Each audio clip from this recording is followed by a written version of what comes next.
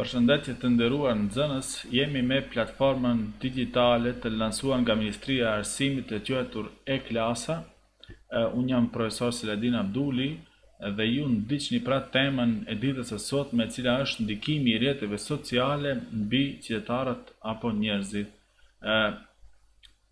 Si qëllimet e orës mësimore janë që nxënësit të ndërtojnë një raport të përgjithshëm në përdorimin e mediave ose rrjeteve sociale. Rezultatet të cilat priten pasi që nga nxënja ose pasi që të kemi shqelluar temën janë që nxënësi të analizon në mënyrë kritike përdorimin e përgjithshëm të rrjeteve sociale. Pra qëllimi është që të ndërtojmë qytetarë ose nxënës të cilët do të jenë të përgjithshëm në përdorimin e rrjeteve sociale dhe të jenë kundërta e përdorimit të dhunës ose bulizmit online.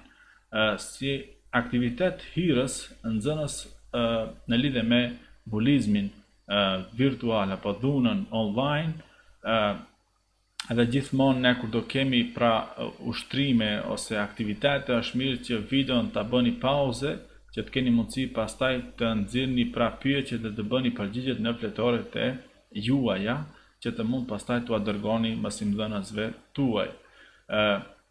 Pyetja e parë është pra, a keni një profil në rrjetet sociale? Pyetja e dytë, pse e krijuat atë profil? Pyetja e tretë, çfarë bëni në rrjetet sociale? Dhe e katërta, a jeni ndjerë ndonjëherë në mënyrë të pakëndshme si përdorues, pra edhe më e rëndësishmja. A jeni ndjerë ndonjëherë të pakëndshëm si përdorues? Në fotografinë poshtë pra kemi disa emojis ose disa figura që përcjellin pra emocion se si ne jemi ndjerë ose si ndjehemi në rrjetet sociale. Edhe këtu në të djathtë janë disa nga ikonat, disa nga rrjetet pra kryesore dhe më të përdorshme sociale sot në internet, siç është Facebook, Twitter, Instagram, Snapchat edhe kështu me radhë. Në ushtrimin e radhës është që të ju nxënës pra të përmendni në një anët e mira të mediave sociale dhe në ndi të përmendni anët e këqija të mediave sociale. Pasi që të kemi kryer pra ushtrimet, hapi një diskutim pra se si e shikojnë fëmijët dhunën përmes mediave ose rrjeteve sociale. Në një tani kur i dëgjojmë pra anët e mira, pasi ju i keni kompletuar pra ushtrimin e mëparshëm dhe ne kemi dëgjuar pra anët e mira dhe të këqija të mediave sociale, a janë disa prej tyre të lidhura me sjellje të dhunshme? Përmendni forma të dhunës përmes mediave sociale dhe a njihni dikë që ka qenë viktime dhunës përmes mediave sociale, mirë po është shumë e rëndësishme që në shembuj të cilët ju i jepni të mos përdoren emra dhe mbiemra. Po nëse dini raste, atëherë diskutoni hapur pra me mësimdhënësin tuaj shembujt si çfarë edhe si është zgjidhur pra problemi. Në ushtrimin e radhës, mendoni për mënyrat në të cilat mund të zvoglohen anët e përmendur të këqija të mediave sociale dhe si mund të mbroheni nga dhuna në rrjetet sociale. Pra, i përmendim anët e këqija, si mund të zvoglohen ato, edhe si mund të mbrohemi pra nga dhuna në rrjetet sociale. Edhe si që thash edhe më parë, në ushtrimet vazhdimisht pra e bëjmë video në pauze edhe i kompletojmë pra ushtrimet. Dhuna, pasi kemi kryer pra disa ushtrime edhe kemi hapur disa herë diskutim në lidhje me këtë problematik, kemi parë atë se çka dini ju nxënës në lidhje me dhunën online apo cyber dhunën. E radhës është të shpjegojmë se ç'është dhuna online ose bulizmi online. Është ofendim pra i vazhdueshëm, i qëllimshëm i një individi ose grupi nga një person tjetër ose grup njerëzish. Kjo mund të ndodhë si më sy ose përmes cyber hapësirës pra online. Dhuna online në internet paraqet keq përdorim të mediave digjitale, pra si web faqet, rrjetet sociale, aplikacionet celulare dhe porosi tekstuale për frikësim, shqetësim, maltretim, imitim, mashtrim, publikim të thashetheneve, kërcënimeve, të dhënave pra personale të viktimave për hapje të gjuhës së urrëties ose për të shkaktuar dikujt thjesht dëm. Pra kjo është dhuna ose bulizmi online. Si çdo gjë tjetër, edhe dhuna në internet pra është nxënëse orientuar dhe është orientuar drejt përdorimit të komunikimit elektronik në kontekst negativ. Të kujt pra? Të racës, të religionit, të përkatësisë etnike, statusit social, orientimit seksual, karakteristikës fizike ose mentale, identitetit gjinor e tjerë. Në fotografinë këtu kemi pra disa karaktere të cilët janë të ndryshëm nga ne. Edhe mund të jenë pra shpesh pre e bulizmit, sepse neve shpesh ajo të cilën ne mendojmë se është ndryshe nga ne, edhe s'do duhet të ishte ashtu, ka mundësi që ta bëjmë pre e bulizmit. Në internet, sot po të hapim internetin, është pra në forma të ndryshme, njerëz të ndryshëm bëjnë pre e bulizmit për shkak se disa të tjerë mendojnë se ata janë ndryshe dhe nuk duhet të ishin pra ashtu siç janë. Dhuna në internet ka një formë përmes të cilës ajo ndodh, edhe ajo mund të ndodh pra përmes pajisjeve elektronike, sepse neve na mjafton një pajisje elektronike që të qasemi në internet edhe kështu të mund ta përdorim për të mirë pra teknologjinë ose për të keq.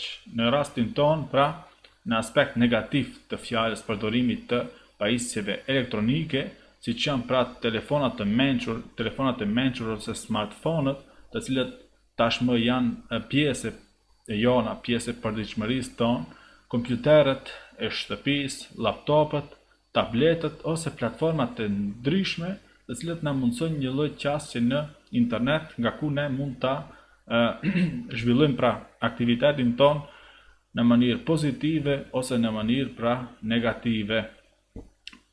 Bullizmi online mund të zbatohet përmes kujt, mund të zbatohet përmes një numri të madh të shërbimeve online ose celulare siç janë, pra posta elektronike, aplikacione për shkëmbim të porosive tekstuale dhe vizuale, siç janë për shembull edhe i kemi edhe ikonat e tyre këtu, për shembull WhatsApp ose Viber, të cilët na mundsojnë që të shkëmbejmë fotografi ose biseda, edhe kështu të gjitha ato të cilët kanë ambicie për të keqpërdorur ato mund t'i keqpërdorin pra dhe mund ta zbatojnë aktivitetin e tyre negativ, pra siç është bullizmi online.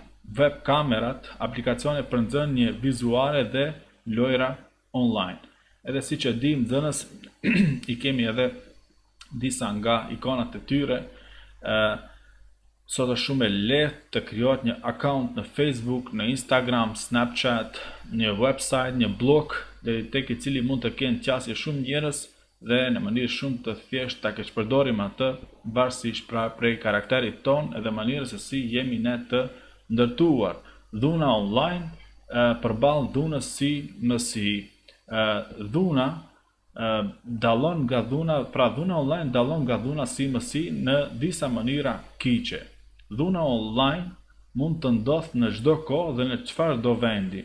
Gjithashtu është më vështirë të zbulohet me që dhunuesit në internet, në të shumtën e rasteve përdorin pseudonime dhe profile të rrejshme përmes të cilave ushtrojnë dhunë ndaj përdoruesve të tjerë të internetit. Në mënyrë plotësuese, cyberdhuna gjithashtu mund të jetë shumë publike.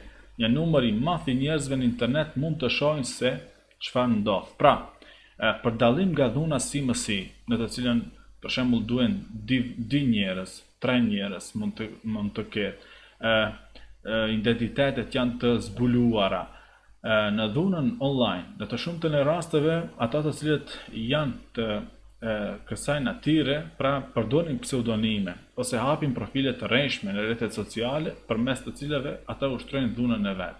Dhe përderisa tek dhuna si mësi kemi 2 njerëz, të cilët njëri dhunues dhe tjetri viktim, tek dhuna online mjafton një klikim pra në një rrjet social, ta hudhim fotografin ose një fjalë ose diçka të kësaj natyre, deri tek ajo në mënyrë shumë të lehtë mund të kenë qasje pra 1 njeri, 10 njerëz, 100, 1000 me mira edhe kështu me radhë. Pra është pra shumë publike edhe shpërndahet shumë shpejt. Si karakteristika pra të online dhunës ose cyber dhunës dhe që dallon pra nga dhuna si mësi janë se dhunuesit mund të përdorin profile anonime ose virtuale, mund të ndodh në çdo kohë dhe vështirë të evitohet, pra mund të ndodhë në çdo kohë. Në 24 orë për sa kohë që kemi një qasje në internet, mund të dërgojmë fotografin kur të duam ne, mund të shkruajmë kur të duam ne, edhe kështu me radhë. Pra mund të ndodhë në çdo kohë dhe vështirë, është shumë vështirë pra të evitohet. Mund të deportojë deri tek një numër i madh i njerëzve, pra përmbajtja është shpërndarë në ndonjë grup ose vendosur në platforma publike. Siç të gjithë e dimë, pra grupet e ndryshme të cilat funksionojnë në rrjetet sociale, në WhatsApp, në Viber, në Messenger, edhe kështu me radhë, ka mundësi që në ato grupe pra të keq përdoren njerëz të caktuar të shpërndajnë video, fotografi, thashë theme edhe kështu me radhë, edhe të preket pra dinjiteti, nderi ose pra të preket njeriu edhe të lëndohet. Në fotografi në krah të gjatë tu kemi disa lloje të bulizmit, siç është ai social, kur njerëzit i shmangin disa njerëz të tjerë verbal, kur përdorin pra fjalë ofenduese, fyse për dikënd fizik, mund të jenë grushta, shuplaka edhe kështu me radhë, edhe cyberbullying ose dhuna online e cila ndodh në përmes të internetit. Paraqitja e dhunës online. Pra dhuna online mund të paraqitet në forma të ndryshme, si shqetësim, pra dërgim konstant i porosive ofenduese, shqetësuese, e të vrazhda si dhe materialeve pornografike. Imitim, shtirje, depërtim pra në llogaritë të huaja të përdoruesve dhe dërgimin e porosive të rreshme, të turpshme në emër të huaj, dhe kjo ndodh shpesh në nxënës që siç e dim pra ato akauntet në rrjetet sociale edhe thehen lehtë, edhe njerëzit i vjedhin ato për ti pastaj që të kenë mundësi ti keq përdorin, prandaj gjithmonë duhet pasur kujdes me fjalkalimet edhe me gjëra të ngjashme. Në nënshmim, pra shkrimin e thashëthemeve ose deklaratave tjera të pasakta që mund të shkaktojnë dëm viktimës, si dhe fotografi me përmbajtje nënshmuese dhe informacione të turpshme personale dhe dërgimin ose publikimin e tyre në internet. Shpesh ndodh që për persona ose individ të caktuar të shkruhet diçka në internet, të shpërndahet, dëmi bëhet edhe pastaj për të pastruar këj dëm kohë edhe është pra shumë e vështirë. Mashtrim dhe shpalosje publike, pra shpërndarja e informacioneve të huaja personale ose mashtrimin e dikujt për të shpërndarë fshecit e tij, në mënyrë që të ridërgoj të tjerëve. Edhe drejtim vulgar, pra dërgimi porosive me përmbajtje vulgare.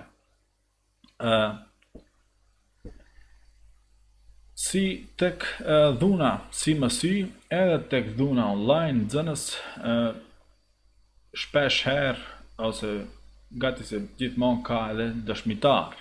Zakonisht krahas dhunës dhe dhunuesit dhe viktimës në cyberdhunë paraqiten edhe njerëz të tjerë që dëshmojnë të njëjtën, ndërsa një individ i caktuar mund të jetë në rolin e. Pra, varësisht prej pozicionimit ton, nga informacionet që kemi, varësisht prej pozicionimit ton, ne mund të jemi pra nxënës një vëzhgues, i cili vëren konfliktin ose sjelljen e papranueshme, por nuk merr për pjesë në të dhe nuk ndërmerr kurfar aksioni në raport me atë. Pra, është thjesht vëzhgues, ka mundësi të ndërhyj, por nuk ndërhyjnë. Aleat ose mik është ai që reagon ndaj situatës së dhunës përmes mbështetjes së personit që është keq trajtuar, përmes mbështetjes morale, këshillimit, ndërmarrjes së aksioneve të përbashkëta me viktimën. Edhe një kundërshtues, një mbrojtës i viktimave është ai i cili ndërmerr iniciativa në mënyrë aktive në zgjedhjen e rasteve të cyber dhunës. Pra, mund të jemi një vëzhgues i thjesht, edhe ta lëm pra viktimën që të vuaj, mund të jemi pra dikush i cili mund të na ofrojmë dikujt pra një mbështetje morale, një këshillim, edhe mund të jemi pra një kundërshtues i cili ndërmerr iniciativa aktive për të zgjidhur problemin. Si çdo problem tjetër, nxënës duhet ta dimë se edhe bulizmi online ka pasojat e tij, do kisha thënë edhe të rënda dhe serioze, të cilat mund të jenë pra vetbesimi i zvogëluar, pasiguri, frikë, depresion, shqetësim, pikëllim, padjumësi, dëshirë e zvogëluar për ushqim, dëshirë e zvogëluar për sukses në shkollë, agresivitet, mendime negative deri në vetlëndim. Pra, siç figurativisht kam përdorur këtu një figurë të një nxënësi ose një fëmiu i cili qëndron pranë me këmbë mbledhur edhe me një fytyrë të trishtuar. Nëse nxënës ne do të hasim tek shokët, tek miqët tonë, tek shoku i bankës ose dikush të cilin ne njohim se ndjehet pra në i shqetësuar, ndjehet i pikëlluar, vëreni shenja pagjumësie ose agresivitet të tepruar ose mendime pra të këtyre natyrave, është mirë që të reagoni disi edhe ta ndihmoni. Edhe duhet ta dini se nëse jeni pra një lloj dhunuesi në rrjetet sociale, duhet ta dini se janë disa nga pasojat këto të cilat ju mund t'ja shkaktoni pra një fëmijët tjetër. Pas këtyre informacioneve që ju morët nxënës, hapim edhe një diskutim, edhe ju këtu përsëri e bëni pauzë videon që të keni mundësi ta shkruani, sepse pra nuk jemi në një klasë të zakonshme, jemi në një platformë online. Nëse shoku dhe shoqja jote pra poston në Facebook ose në një rrjet social, pra këtë status, ndjehem e pikëlluar me emogjin e pikëllimit ose dëshpërimit, pse njerëzit thjesht nuk më lënë rehat. Si do të kishit reaguar ju pra ndaj postimit të shokut ose shoqes? Edhe duhet të mendoni në këtë drejtim pra. Si do të ishte reagimi juaj i parë pasi të ta lexoni këtë status? Cilat fjalë të tjera do t'i kishit përdorur për t'i përshkruar emocionet e shokut ose shoqes tuaj? Pse mendoni se shoku ose shoqja juaj e ka publikuar këtë? Si do të kishit mbështetur shokun tuaj në mënyrë verbale, kontakt, si diskutim online e tjerë? A do të kishit përfshirë njerëz të tjerë siç janë familja ose miqt? Pra, si do të kishit vepruar ju në rast se do ta shihnit një status të tillë tek një mik ose një mike e juaja? Edhe më e rëndësishme nxënës nga gjitha, si të parandalohet online tuna ose pra bulizmi online. Nëse të dhënat tuaja personale janë keq përdorur në internet, mund ta denoncosh rastin në drejtorinë për mbrojtjen e të dhënave personale. Për raste të rënda të cyberdhunës në ndipra, që përfshin kërcënime, mund t'i drejtohesh policisë bashkë me prindrit e tu. Denoncoj keqpërdorimet në web faqet dhe rrjetet sociale përmes opsioneve përkatëse, ose duke ju drejtuar drejt për drejt administratorit. Pra, nëse neve dikush na kërcënon në rrjetet sociale, na ka marrë një fotografi edhe përmes saj na kërcënon vazhdimisht, është udhës që të flasim me dikën tek i cili kemi besim. Ai mund të jetë motra, vllau, mund të jetë mësuesi, mund të jetë një mësues tek i cili keni besim, mund të jenë prindrit e juaj, edhe kështu do të keni mundësi që më lehtë t'ju drejtoheni organeve të rendit, sidomos policisë, edhe bashkë me to ta zgjidhni problemin, nëse dikush pra u kërcënon përmes rrjeteve sociale. Ose nëse shihni se ndonjë rrjet social pra shpërndan ose keq përdoren informacione ose dhëna, është mirë që kanë edhe rrjetet sociale opsionet për t'i raportuar ato në bazën e të dhënave të rrjeteve përkatëse. Është nënkate pra shumë e rëndësishme të mos i zbuloni pra të dhënat tuaja personale në internet. Asnjëherë mos i tregoni fjalkalimet e juaja në ngjash, pra mos ju kundër përgjigj porosive të dhunshme, vetëm ruaj si dëshmi. Mjafton një screenshot për porosit e dhunshme nëse dikush pra u kërcënon. Në 7, mos qel porosi prej dërguesve të panjohur ose prej fëmijëve të cilët e di se janë dhunues. Pra, nëse e din se një fëmijë është dhunues, atëherë ne nuk kemi nevojë që t'u hapim mesazhet e tyre, sepse ka mundësi që të jenë të dhunshme. Mos publikoni në internet diçka që nuk do të doje ta dije e gjithë klasa. Mos dërgo porosi kur je i hidhruar, edhe mos ju bashkangjit pra cyberdhunës. Nëse vëren, denoncoje të ndonjë i rritur. Pra, asnjëherë mos u bën i dhunshëm, qoftë si mësi ose qoftë përmes platformave të ndryshme online. Është mirë të vazhdimisht ta denoncojmë atë, të bisedojmë me më të rriturit kur jemi në ndonjë krizë të kësaj natyre, edhe kështu t'ja dalim dhe dhënë pa u lënduar as ne, as ato të cilët ne i duam. Si konstatim, pra, sot dhuna virtuale është problem real, që bën pjesë në grupin e cyberkrimit bashkë me cyberkrimin ekonomik, për shembull me kartelet kreditore dhe në të natyrave të ndryshme. Në rast se je viktim e cyberdhunës, nëse dikush dëshiron të të viktimizoj, mos hesht dhe mos u tërhiq në vetvete. Tregoju prindërve ose njerëzve të cilët beson dhe së bashku do të gjeni pra një zgjidhje.